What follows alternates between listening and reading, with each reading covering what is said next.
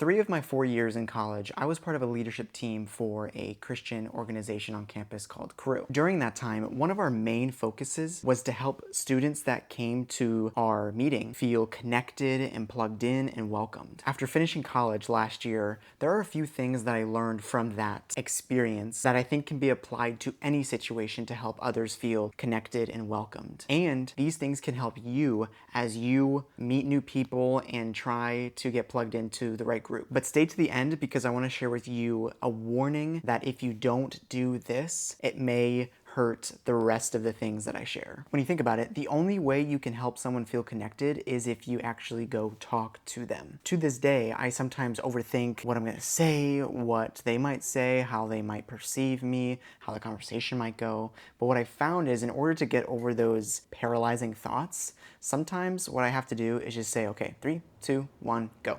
And having that mindset of like, all right, I'm just gonna count down, and then after I say 1, I have to go, has been something that's been more effective than I would have thought. When there's moments that I'm like, okay, I'm super nervous about this approach, no, not approach, that sounds like a pickup line. When I'm super nervous about like how I'm gonna talk to this person, I will even just say a prayer and ask God to guide the conversation and to help me communicate well and let the conversation go and flow as it should. A lot of the things that I'm mentioning in this video are referenced in the book, How to Win Friends and Influence People. I am about done with it, but I will link it down below if you want to check it out because it's been really helpful. The second thing is to remember people's names. It seems kind of small and minuscule, but when you think about it, when you go somewhere, you meet a bunch of people, and then either later that night or the next time you hang out with them or go to that event, and somebody's like, oh, hey, Jared, hey, Robert, hey, Alex, whoever, there's just such a sense of value that you get in hearing that. Along those same lines, remembering small details so that later on, when you see them again or interact with them again, you can ask them about those things. If it's a week later, you could say, oh, hey, how was that presentation at your job last week? Again, it shows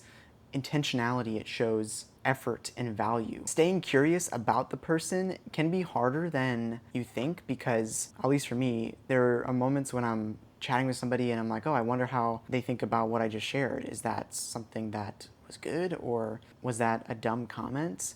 But redirecting my thoughts and saying, okay, no, I have to focus on this person because this person's important and I'm talking with them and they're giving me their time. So let's focus on that person. And I feel like that's pretty common knowledge where people enjoy sharing about their passions, sharing about what they like, what they don't like. And so if you can get people talking about themselves and sharing, okay, this is what I did this weekend, or this is what I really enjoy doing, this is some of my hobbies, and ask about those things, lean into those things because not only will it show that you're interested in them, but also that you'll be able to get to know them for future conversations and for this next point, which is find points of connection and commonality. Why? Because if you can find things that you have in common or that they share and you know somebody has in common with them, you can get them connected.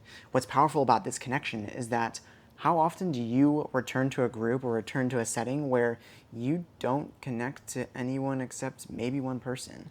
It's possible that you will stick around and stay, but if you really don't connect with anybody else, it's hard to want to keep going because you know that, hey, that person that you connect to, that one person, they're not going to be around me the whole time. They have other friends, they have other relationships, they want to do their thing. But by learning things about them and then knowing other people who also share those things, connect them, get them chatting, get them talking, and encourage those other mutual connections. Eye contact and body language. I honestly have a hard time with eye contact. I kind of feel like it's awkward, but I know that eye contact is really powerful because it shows interest, it shows attentiveness. But I know when I'm talking to somebody and their eyes are kind of wandering off in the distance or looking elsewhere, I'm kind of like, wait, are they actually listening or are they just wanting to get to the next thing? At the same time, I struggle with eye contact, so and now it's bright again. Hold on, here we go. I gotta take my own advice. Now, I shared with you at the beginning that if you don't do this thing,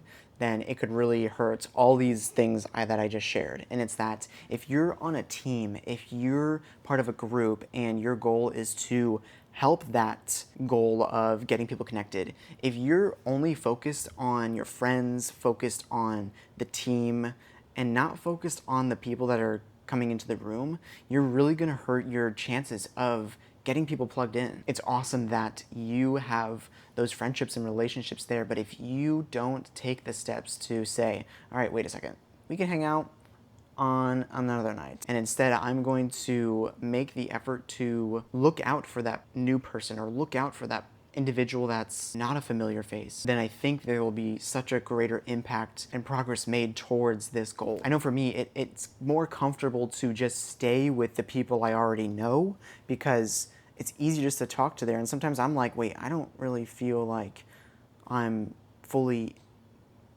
there or fully connected, and so I want to feel like I'm part of the community too. But if you shift your focus and even meet somebody that you realize, wait a second, there's so much we have in common and there's so many cool things about you that I can learn more about. You may be surprised at what other friendships and relationships are formed because of that. I also want to say that I'm by no means like the model at doing this perfectly or doing this great, but there were things that I learned in that college ministry that were formative in how I make connections and help others feel connected, whether that's in a church setting or even, though I'm still working on it, at a work corporate setting. Be sure to hit the like button if you got any value out of this video, and on the screen now is a video that I would love for you to watch next. So join me in that video now.